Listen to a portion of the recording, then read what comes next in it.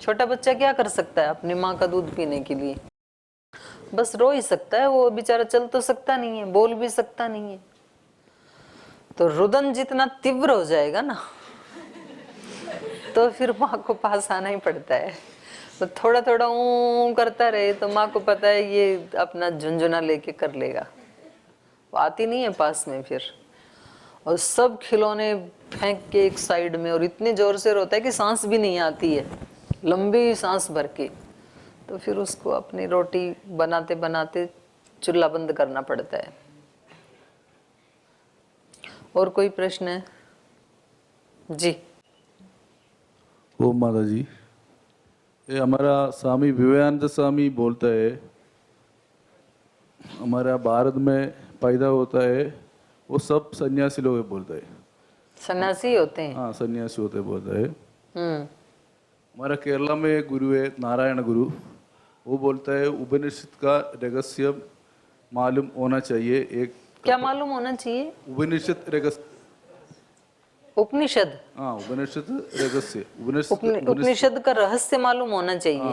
हाँ, उपनिषद शब्द का अर्थ ही अपने आप में यही है, रहस्य। हाँ नहीं, ये ऋषि बोलता है, नारायण गुरु बोलता है उपनिषद का रहस्य मालूम नहीं है तो ये कपड़ा नहीं डालने बोलता है सन्यासी का जानकारी उपनिषद का। क्या कह रहे हैं?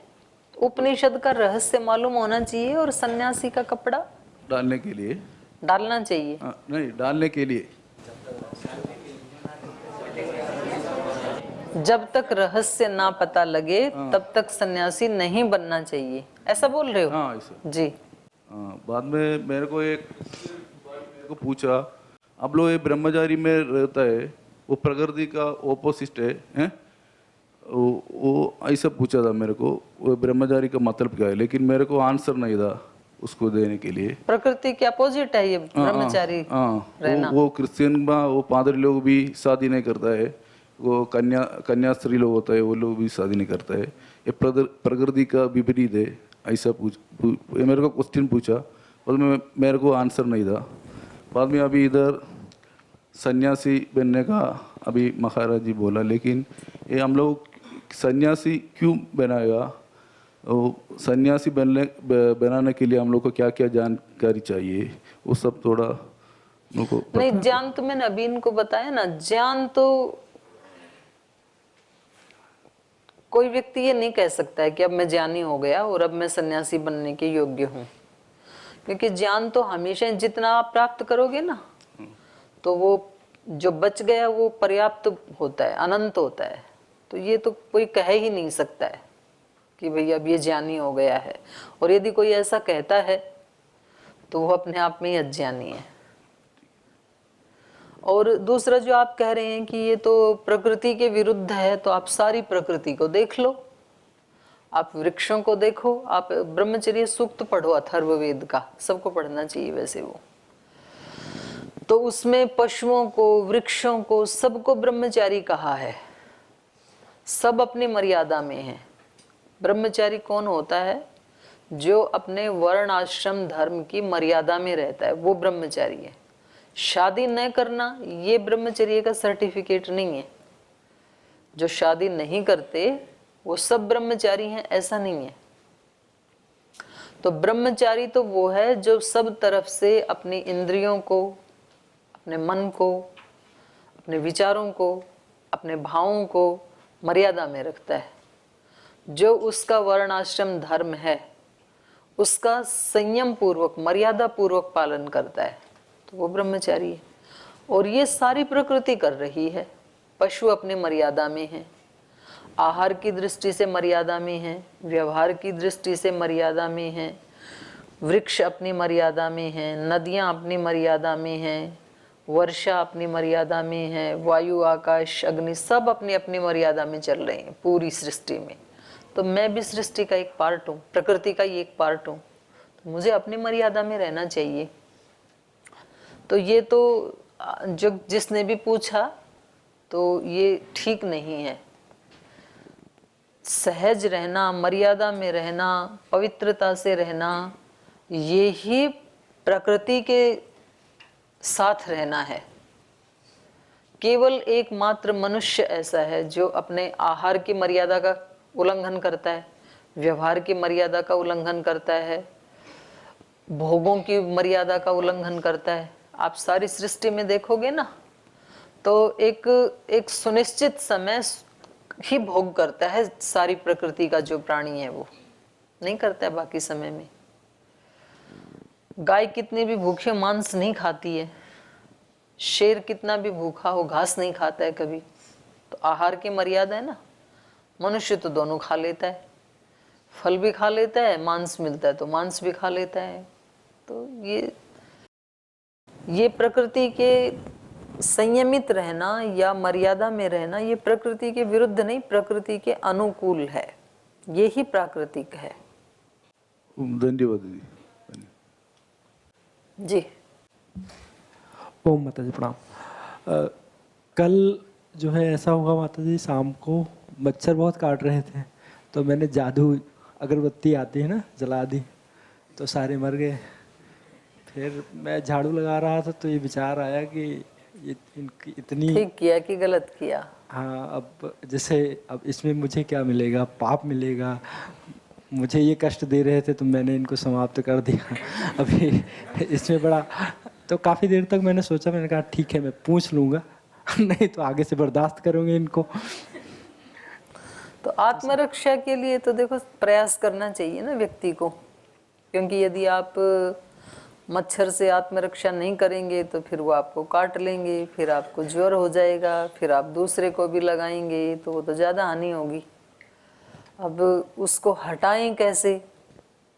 तो ये इसके कई उपाय हो सकते हैं। अब एक उपाय तो आपने अपनाया कि ऐसी धुआं सुलगाई तो वो इस स्वर्गलोक चले गई। सर एक उपाय ये भी हो सकता है अपनी मच्छरदानी लगा लो, तो वो भी नहीं मरेंगे और आप भी बच जाओगे। और तीसरा उपाय ये हो सकता है कि अपने दरवाजे के ऊपर ही मैश डोर लगवा लो, बारीक जाली का, तो मच्छर अंदर ही नहीं आएंगे। तो उपाय तो अनेक हो सकते हैं। तो वो सारे उपाय एक लाइन में लिख के फिर उसमें आपको सबसे अच्छा कौन सा उपाय लगा उसको टिक कर दो, वो अपना लो। तो आत्मरक्षा का अधिकार तो सबको है, आपको भी है। तो ये तो मैं नहीं कहूँगी कि मच्छर से कटवाओ, बर्दाश्त करो, ये तो नहीं है। तो इसको पूरा कर लें। ठीक, चलिए। तावुचुस्ते वनचरास्तापसा धर्मचारिणः वनस्य तस्य संचारं राक्षसैः समभिप्लुतम् उच्छिष्टं वा प्रमत्तं वा तापसं धर्मचारिणम् अदन्त्यस्मिन् महारण्ये तान् निवारय राघव। पन्था महर्षीणां फलान्याहरतां वरे अनेन तो वनं दुर्गं गन्तुं राघवते क्षमम् इतीव ते प्राञ्जलिभिस्तपस्विभिः द्विजैकृतस्वस्त्ययनः परं तपः वनं स भार्यः प्रविवेश राघवः स लक्ष्मणः सूर्य इवाभ्रमण्डलम्। उच्छिष्टं व प्रमत्तं व तापसं धर्मचारिणम् अदंती अस्मिन् महारण्ये तान निवारय राघवः। तो वो बताते हैं कि ये जो वन है ना, ये राक्षसों से भरा पड़ा है। समभिप्लुतम, बहुत राक्षस हैं इसमें, तो आप थोड़ा सजग होकर के चलना। वो क्या करते हैं राक्षस? उच्छिष्टम वा, उच्छिष्ट कहते हैं झूठे को, जैसे खाना खाते हैं जो बच जाता है उसको उच्छिष्ट कहते हैं। और यहाँ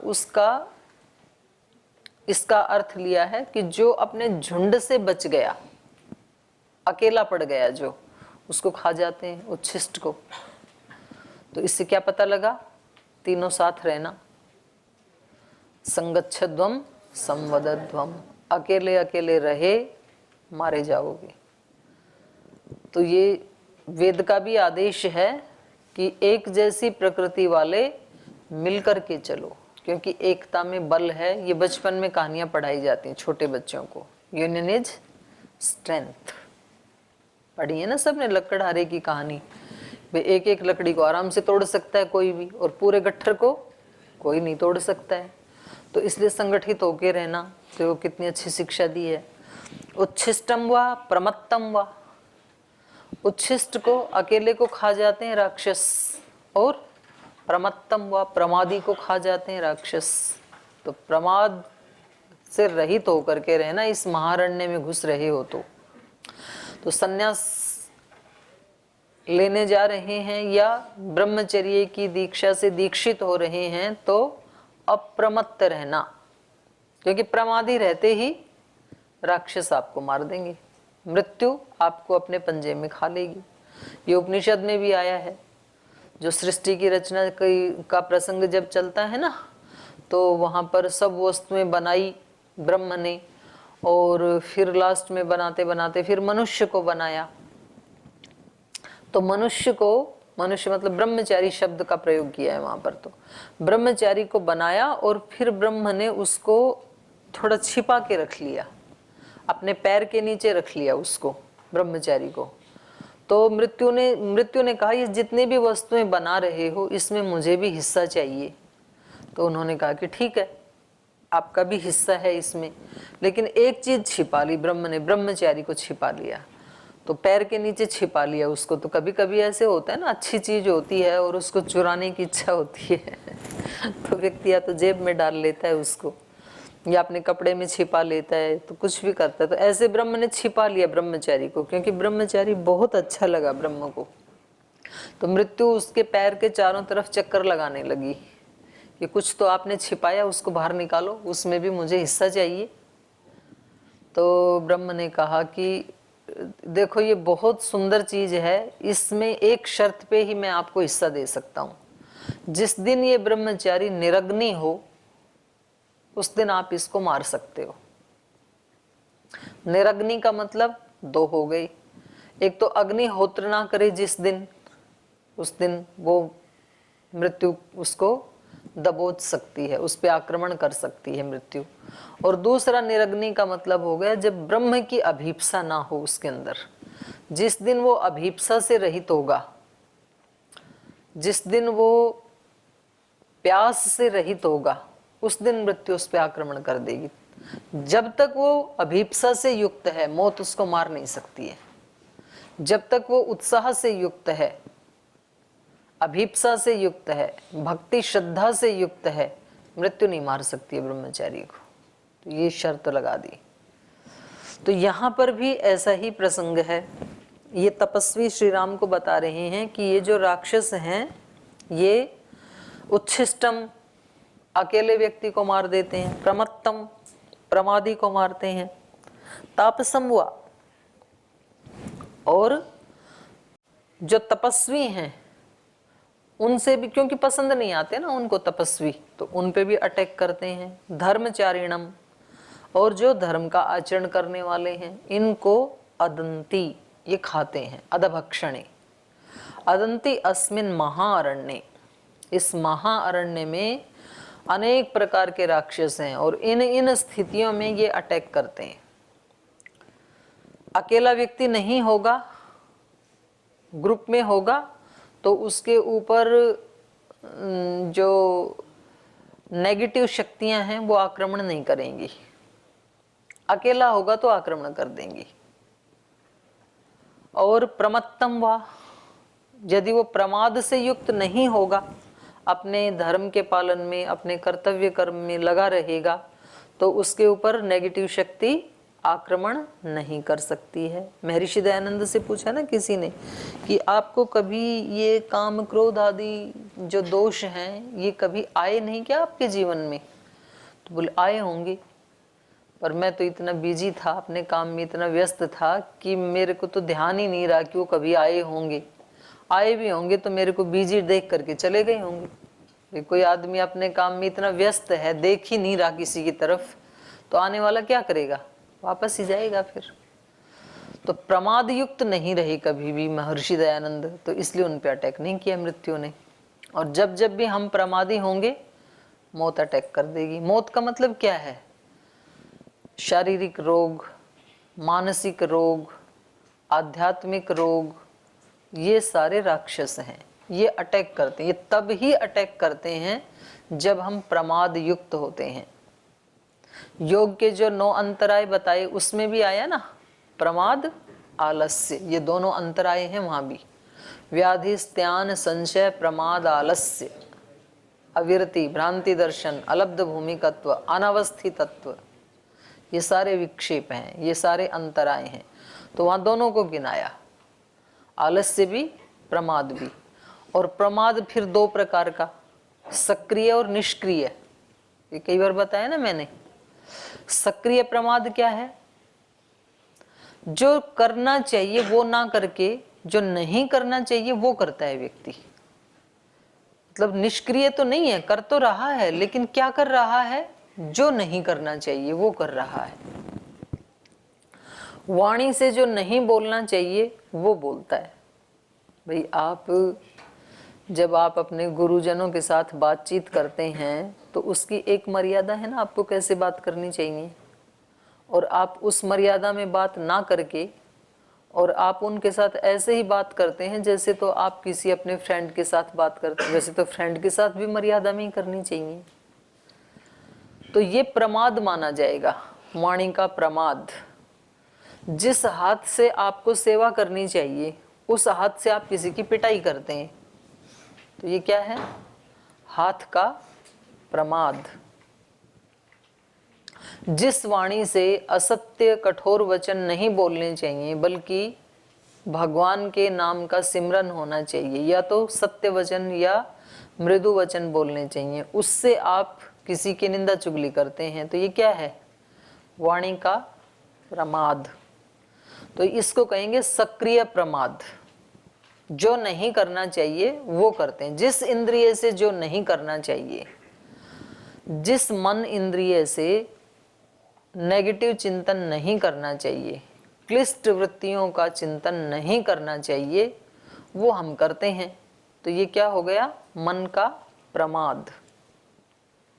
तो एक होता है निष्क्रिय। निष्क्रिय माने जो कार्य करना चाहिए उसको करते ही नहीं है। जिस समय उठना चाहिए उठते नहीं है, योग करना चाहिए योग नहीं करते हैं, प्राणायाम करना चाहिए प्राणायाम नहीं करते हैं, यज्ञ के समय यज्ञ नहीं करते हैं, पढ़ाई के समय पढ़ाई नहीं करते हैं। जब जो करना चाहिए वो नहीं करते हैं, ये हो गया निष्क्रिय प्रमाद।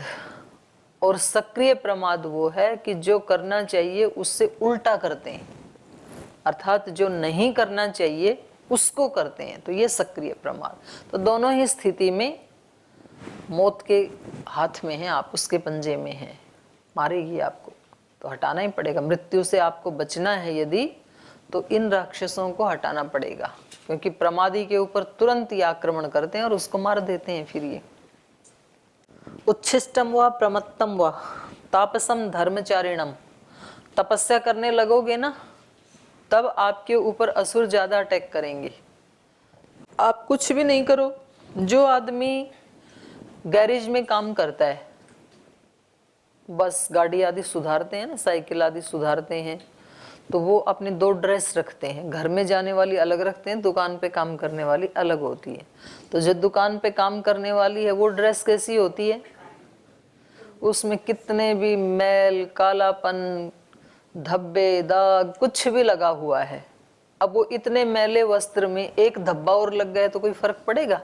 उसको कोई कुछ कहेगा कि आज आपके कपड़े गंदे लग रहे हैं? ऐसे कहेगा कोई गैरेज वाले आदमी को जाके? नहीं कहेगा। क्यों? पहले से ही गंदे हैं ना, तो सबको पता ही है ये गंदे हैं, बस खत्म बात।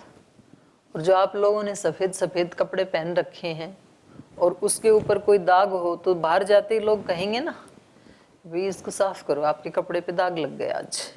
या तो आपको खुद को ही दिखाई देगा एक छोटा सा धब्बा भी, आपको लगेगा पहले इसको साफ करके आऊं, तो वो सबको दिखाई देता है व्हाइट के ऊपर जो होता है। तो जो तपस्वी तपस्या करना चाहते हैं या धर्म का आचरण करना चाहते हैं, उनमें यदि थोड़ी सी भी कहीं कोई त्रुटि होती है ना, तो तुरंत लोग उसकी तरफ उंगली करते हैं। कितने लोग आप जाओगे बीड़ी सिगरेट शराब पीते हैं, रेलवे स्टेशन पे जाओ, बस स्टैंड पे जाओ, मार्केट में जाओ, मार्केट में जा रहे हैं रास्ते में और बीड़ी भी पीते जा रहे हैं साथ में, तो उनका कोई ये पत्रकार उनकी फोटो लेके उसमें छापते हैं क्या अखबार में, ये कोई बहुत अजूबा काम कर रहा है? ऐसा नहीं करते हैं।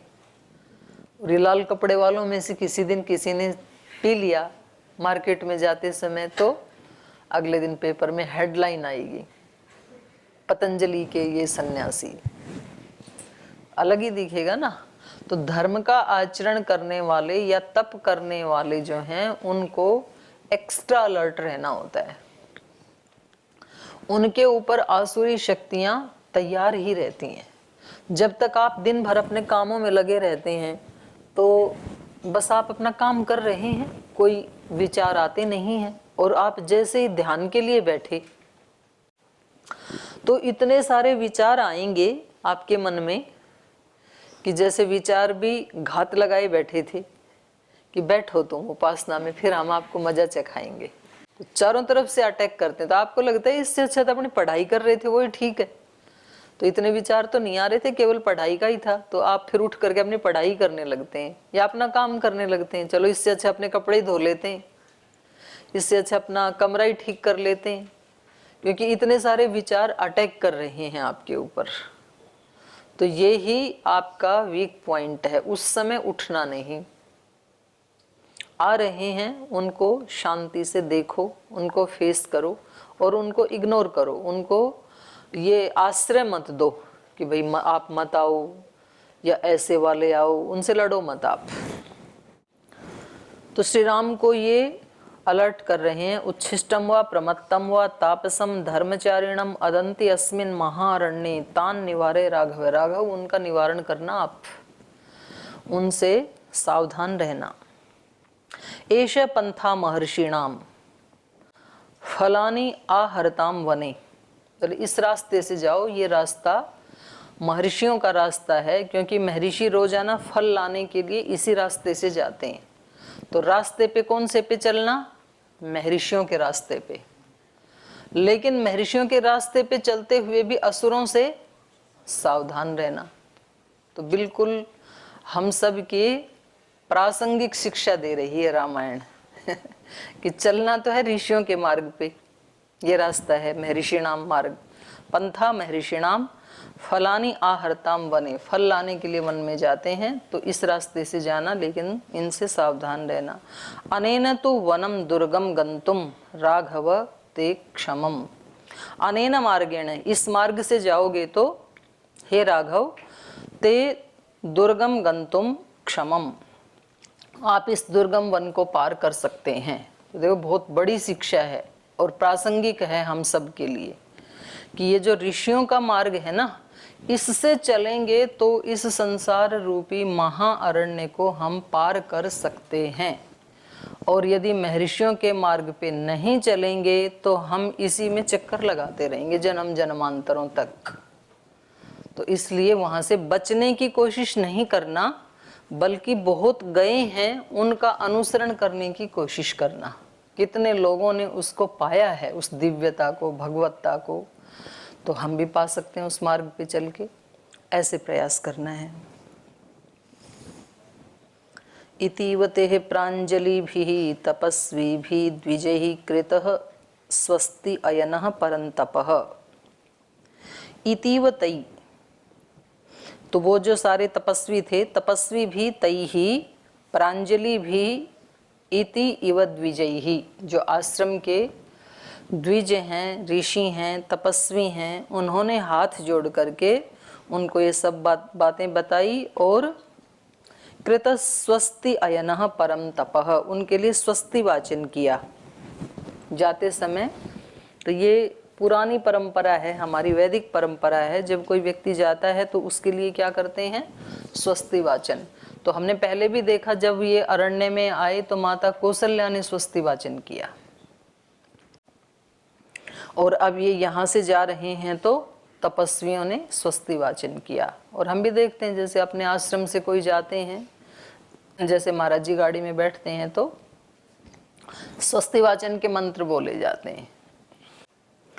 तो इस प्रकार से वनम सभार्य प्रविवेश राघवः, राघव ने सीता माता सहित वन में प्रवेश किया। स लक्ष्मणः, लक्ष्मण सहित माने तीनों ने सूर्य इव अभ्रमंडलम, कैसे लग रहा था जैसे सूर्य अभ्रमंडल में प्रवेश कर रहा हो। बादल में चला जाता है ना सूर्य, कभी कभी बादल में तो क्या जाता है, बादल सूर्य के सामने आ जाता है, तो पृथ्वी वालों को लगता है कि उनको प्रकाश नहीं दिखता है, कि जैसे बादल में चला गया, लेकिन सदा तो बादल में रहता नहीं है।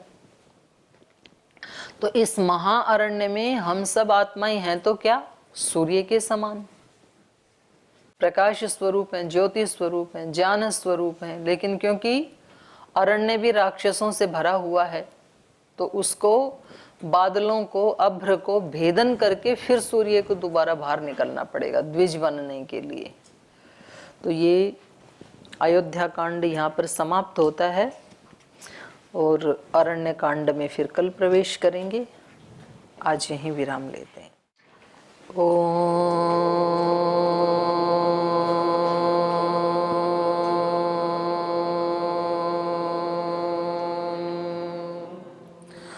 शांति शांति शांति। श्री गुरुभ्यो नमः।